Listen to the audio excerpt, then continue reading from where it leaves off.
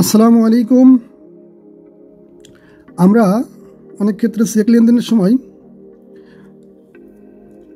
Amount লিখতে গিয়ে কিছুটা ভুল করে থাকি, সে বিষয়ে আলোচনা করব।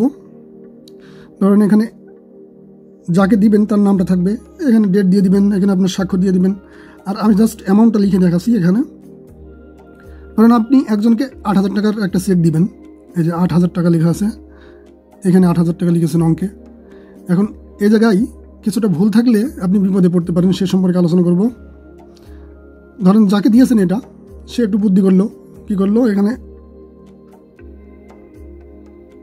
8টাকে 88 করে দিল, 88, তাহলে হলো কি 88,000। এবার এখানে 8,000 আছে, এখানে 8 দিয়ে দিল, তাহলে কি হলো, এখন যদি এটা ব্যাংকে গিয়ে দেয়, ব্যাংক থেকে 88,000 টাকায় দিয়ে দেবে, তাদের কোনো বাধ্যবাধকতা থাকবে না এখানে না দেওয়ার।